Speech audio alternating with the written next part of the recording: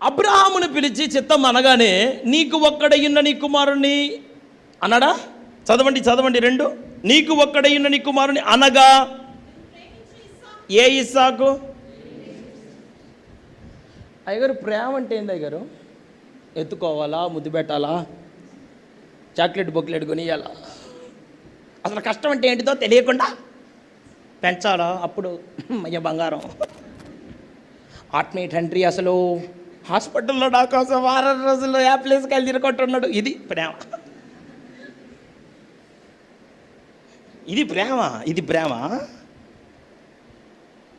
నిజముగా ఒక తండ్రి తన కుమారుని ప్రేమించినప్పుడు ఆ తండ్రి దేవునికి అర్పణగా మార్చబడు రీతిలో నిన్ను బలియాగముగా చేసేవాడే నిన్ను ప్రేమించే నాయకుడు. నిజముగా నిన్ను ప్రేమిస్తున్నాడు నీ దైవజనుడు అంటే నీవు ప్రేమించి ఇస్సాకంటే ప్రేముంటే గద్దిస్తాడు, ప్రేముంటే దేవునికి ఇష్టమైన వ్యక్తిగా మారుస్తాడు, ప్రేముంటే నీకు నచ్చినా నచ్చకపోయినా దేవుడు చెప్పిందే నీ జీవితంలో నెరవేర్చబడినట్లుగా ప్రయాసపడతాడు, దానికోసం కష్టపడతాడు. కానీ మీరు అనుకునేది ఏంటిది? అయ్యగారికి వాక్యం తెలుసు అన్నీ తెలుసు, కానీ తెలియంది ఒక్కటి ఏంటిదంటే అంటే అదేంటిది? ఫిల్ ఇన్ ద బ్లాంక్స్ చెప్పండి. అది ప్రేమ.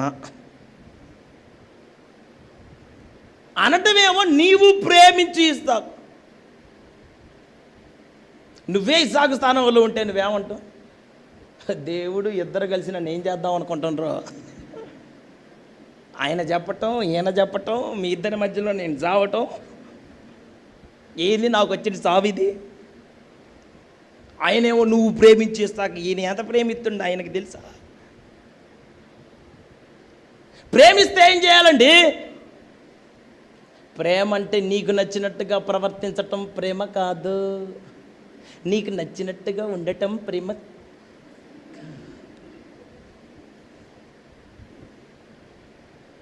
ఇది ప్రేమ అంటే ఏంటిది? తండ్రి తన కుమారుని ప్రేమిస్తాడు కాబట్టి శిక్షిస్తాడు. సామెతలో ఉంది. తండ్రి శిక్షించిన కుమారుడు ఏమవుతాడు? జ్ఞానము గలవాడవుతాడు. తండ్రి యొక్క శిక్షలోను బోధలోను పెంచబడాలి. ప్రేమ అంటే మీరు అనుకునేది ఏంటి? ఏదయ్య గారు కొంచెం నీరసంగా ఉంది, కొంచెం అంత శక్తి లేదు, బలం లేదు, ఏదో కొంచెం పుసుకున్నట్టు కాలు అట్లా సాపే, దానికి అయ్యగారు అంటాడు, ఏందమ్మా నువ్వు సంఘానికి ఏమి నేర్పిద్దామను? చూడమ్మా, ఒక ఆమె నన్ను అన్నదంట, అయ్యగారికి నా వయసు వచ్చినప్పుడు అర్థమైంది. ఎందుకు ఈ రోత మాటలు ఎందుకు నాతో చెప్పు, నువ్వు ఇంకా 4 తిట్టించుకోవటానికి తప్పితే. మౌనంగా మంచితనంగా ఎవరిని ఏమనకూడదు, డ్యూటీ మంచిగా చేయాలని వస్తాయి ఇక్కడికి. ఆన్ డ్యూటీలో ఉన్నప్పుడు లేనిపోని మాటలు వినిపించేసరికి అసలు మందిరంలోకి వచ్చి కొరడా దుడిపియాల్సి వస్తుంది. సాత్వికంగా ప్రేమగా ప్రవర్తించాలంటేనేమో కుదరనీయరాయా? నువ్వు కాలు తగిపిన బాగానే ఉంది, ఎదుట ఆమె కొంచెం ఇబ్బంది పడుతుంది, నీ కాలు తగులుతుంటే ఆమె మాటికో అక్కడ చూస్తుంది. అది నేను చూసిన. ఆమెని ఏమనలేక, అమ్మా నీకు సహనం ఉండద్దా అని ఎట్టంటావు, కాలు నువ్వు చాపుతుంటే ముందు ఆమెకు సహనం ఉండ, ఆమెది ఎట్టనా? ఎందుకమ్మాట కొంచెం పక్కకు ఉండాలి కదా అంటే, నీకు వయసు పెరుగునుగాక దీర్ఘాయుష్మానుభవ అంటే నేనేం చేయాలి? నిన్ను నా వయసు పెరిగితే నేను ఇంకా కాళ్ళు చేతులు సాపుకొని పండుకుంటానని మీరు భావన, అంతేగా? నాకు లేనిపోయిన అనుమానాలు అన్నీ వచ్చేటట్టు చేస్తాడు ఇప్పటి నుంచే. ప్రియ సంగమా, దేవుని బిడలారా, తండ్రితో నడక ఎట్లాంటిది? నిన్ను ప్రేమించే తండ్రి ప్రవర్తన ఎట్లుంటుంది? నీవు ప్రేమించి ఇస్సాకు. ప్రేమ అంటే ఏంటిది? ఇక్కడ మీరు అనుకునే ప్రేమ ఏంటిది? యేసయ్య ఒక కుటుంబాన్ని ప్రేమించిన ఉందా బైబిల్లో? ఏ కుటుంబం? ఎవరిని ప్రేమించిన? లాజరు కదా, అంతేనా? మార్తా మరియలు. సమాజ మందిరపు అధికారి కుమార్తె బాగలేదంటే వెంటనే పోయింది వాళ్ళ కంపకి. చూడండి సార్, దేవుడు ప్రేమించినటువంటి లాజరు కాయిలా పట్టాడు, అనారోగ్యానికి గురయ్యిండు. కొంచెం బాగాలేదంట అని టెలిగ్రామ్ కొట్టిండ్రు. వస్తే మంచిగా టెలిగ్రామ్ చదివిండు. ఓకే నాన్న, జేబులో పెట్టుకో, జాగ్రత్తగా ఉండు అన్నాడు. అసలు ఇంచు కూడా కదలలేదు అన్నచ్చు. బైబిల్లోనే ఏమన్నా ఉంటుంది, నీవు ప్రేమించు లాజరు. రోజులు గడిచిన తర్వాత అనుకోకుండా సూత్రం ఏం జరిగింది, చనిపోయాడు. ఆ విషయం కూడా తెలిసింది. చనిపోయినప్పుడు నిజంగా ప్రేమ ఉంటే అనండి, మీరు అనండి, అటు చూడమాకండి. యేసయ్య ఉరుక్కుంటా రావాలి, ఎక్కడ మీటింగులు అక్కడ ఆగి ఆపేయ అనండి. నన్నే ప్రేమిస్తే మీటింగులు ఆపు కావాలి మరే, ఏంటెవరని, నా ఇంటికి ఎప్పుడు వచ్చినా ఎంత ప్రేమ తెలుసా. ఒక ఆమె అన్నట్టు, నేను అయ్యగారి చిన్నప్పటి నుంచి ఎత్తుకున్నా, ఇప్పుడు ఎత్తుకోలేదు, ఎప్పుడో ఎత్తుకున్నా. ఇప్పటికి కూడా చెబుతుంటుంది, నేను ఇప్పుడు ఆలోచన చేయాలి, నన్ను ఎత్తుకున్నావు, ఓకే థ్యాంక్ యూ. ఎన్ని థ్యాంక్ యూలు చెప్పినా కానీ ఇంకా ఎత్తుకున్నా అని చెబుతున్నాడు. అరే ముది వచ్చే వరకు ఎత్తుకునేవాడు కూడా ఇంతవరకు చెప్పట్లా. ప్రేమ అంటే ఏంటిదండి? ప్రేమించడం అంటే ఏంటి? సేవకుడు ప్రేమించడం అంటే ఏంటి? నువ్వు ఎట్లా ప్రవర్తిస్తున్నా, ఏ టయానికి వస్తున్నా, ఎట్లా నడుస్తున్నా, పోనీలేమ్మా పర్వాలేదులే అయ్యగారు, నన్ను ఈరోజు ఈ వారం నేను కొంచెం రావటం కుదరదు అయ్యగారు, ఏం పర్లేదమ్మా నీకోసం ప్రాణం చేస్తాయిట్రా అని చెప్పి నేను మోకరింపు చేసి, తండ్రి నీ బిడ్డ బయలుదేరి వెళ్తుంది, నీ బిడ్డ ప్రయాణం అంతట్లో తోడుగా ఉండు, బస్సు ఎక్కబోతుంది, బస్సు చక్రాలు చక్కగా తిరగాలి, నీ బిడ్డకి సీటు దొరకాలైనా క్షేమంగా వేగంగా నీ బిడ్డ గమ్యానికి చేరాలి. మరలా నా బిడ్డ నా సన్నిధిలో కనపడేంత వరకు నాయనా నీ సన్నిధి కాపుదలంటే వీడు ఆమె ఇద్దరు కలిసి ఖచ్చితంగా నరకాడికి పోకపోతే నన్ను అడగాలి. నిన్ను ప్రేమించడం అంటే అంత జడ్జినగర్ జనారే కాదు, నువ్వు ఎట్టబడితే అట్ట, ఎడిపోతే అట్ట. నేను గొర్రెలకు మంచి కాపరినా, పందులకు మంచి కాపరినా నేనే అంటున్నా. యేసయ్య ఏమన్నాడు? నేను గొర్రెలకు, ఎందుకని? గొర్రెలకు కాపరి ముందుండి నడిపిస్తాడు, పందులకు కాపరి పాండి ఎప్పుడు కోట ఎప్పుడైతే అప్పుడు మీరు వచ్చినప్పుడు నన్ను కొంచెం అమ్మగారికి చెప్పండి, లేపిద్ది, నేను వెనకాలే నా కొంప దాకా పడతాను. ప్రేమ అంటే ఏందబ్బా? ఏందండి చెప్పండి, ఏమండి ప్రేమ అంటే ఏంటిది? మాటికి 10 సార్లు నీ ఇంటికి తిరిగితే ప్రేమ? వాక్యం చెప్పేటప్పుడు మధ్య మధ్యలో మరి మన మార్తమ్మ దేవునికి ఇచ్చే విషయంలో మీ అందరికీ తెలుసు కదా, ప్రేమ అయ్యగారు, అమ్మాయి అయ్యగారు అని అట్లా రాజన్న ఏమనుకుంటున్నా, ఇది లేదా? ఇట్లాంటి విషయాలు కనుక వస్తే అసలు చాలా ఆ పూట సంపూర్ణపరచబడి ఇంటికి పోతారు. ప్రేమ అంటే what is meet by love అండి? ఏంటిదండి ప్రేమ? నీకు ఒక్కడయ్యున్న నీ కుమారుడు అనగా నీవు ప్రేమించు ఇస్సాకు. ప్రేమించిన వారిని దేవునికి బలియాల. నిజంగా మీ మీద అయ్యగారికి ప్రేమ ఉంటే మీరు అనాల్సిన మాట, అయ్యగారు నా మీద నీకు ప్రేమ ఉంటే నన్ను బలి అనండి. అయ్యగారు నా మీద ప్రేమ ఉంటే నువ్వు నా జోలిరా, మాకు నీకు కానుకలు మంచిగా ఇస్తా, మంచి భోజనం పెడతా, చర్చి కూడా సందాయిస్తా.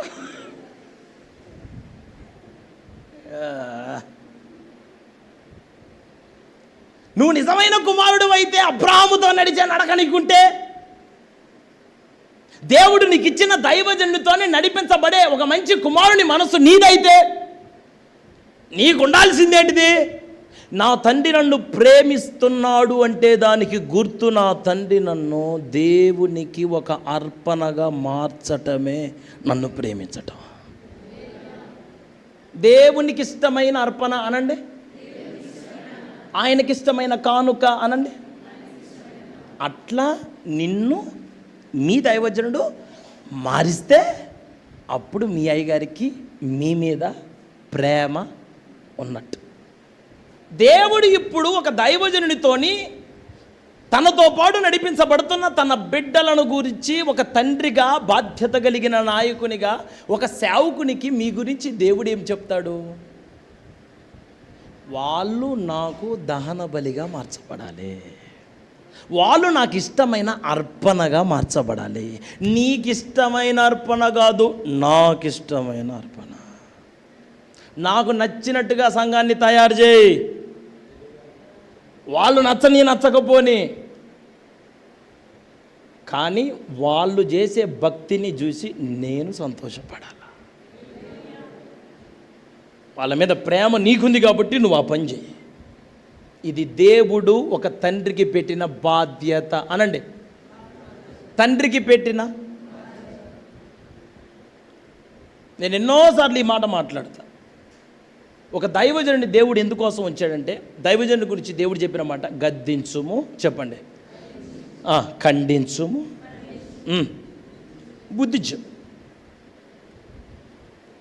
ఒక లైట్ వెలుగునియ్యాలా, ఒక ఫ్యాను గాలి రావాలా.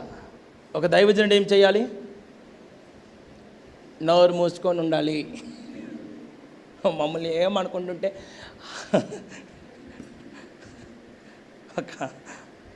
ఒకరోజు నేను వాక్యం అంత అయిపోయిన తర్వాత, ప్రసంగం అంత అయిపోయినాక ఒక దగ్గరికి వచ్చి అంటుంది, అయ్యగారు మీరు ఇంత కన్నీళ్ళతో వాక్యం చెప్పారు, సేవ విస్తారంగా జరగాలని మీరు కోరుకుంటున్నారు. నేను ఒక మాట చెప్పనా, సేవ ఇక్కడ మంచిగా జరగాలంటే మీరు మౌనంగా ఉంటే సేవ. మీరు కూడా మాతో పాటు యాక్టివ్ పార్ట్ రోల్ చేయండి. మీరు కూడా రోల్ అయితే నన్ను కూడా తిప్పుకొని ఇక అసుడి గుండములో, అగ్నిగుండములో ఆ రోల్తో పాటు నేను ఒక రోల్ అయ్యి దాంట్లో పట్టడానికి. నేను అనే మాట మీరందరూ వినటానికి దయతో ప్రయత్నం చేయండి. తండ్రితో ఉన్న, ఆత్మీయ నాయకునితో ఉన్న బిడ్డలు ఎట్లా ప్రవర్తించాలి? నెంబర్ 1, దేవుడు మీకు ఇచ్చిన దైవజనుడు మాట్లాడిన మాట, అది దేవుని మాట. ఆమేనను. రెండవ మాట ఏమని చదివారు? నీవు ప్రేమించే ఇస్సాకులని బలివ్వాలి. అనండి. మీ అయ్యగారిని వారం వచ్చి మీరు అడగాల్సిన మాట, అయ్యగారు నిజంగా నా మీద నీకు గనక రవ్వంత ప్రేమ ఉన్న గనక ఉంటే నన్ను బలి. మీరేమంటారు? ప్రేమ ఉంటే నువ్వు జావు, నువ్వు ఉపవాసం ఉండు, నువ్వు ప్రార్థన చేయి, నేను నా ప్రాణమా తినుము. అయ్యగారు నువ్వు మాత్రం ఉపవాసం ఉండి రోగాలు తెచ్చుకో, నువ్వు అట్లా తొందరగా పో, నేను ఇంకా.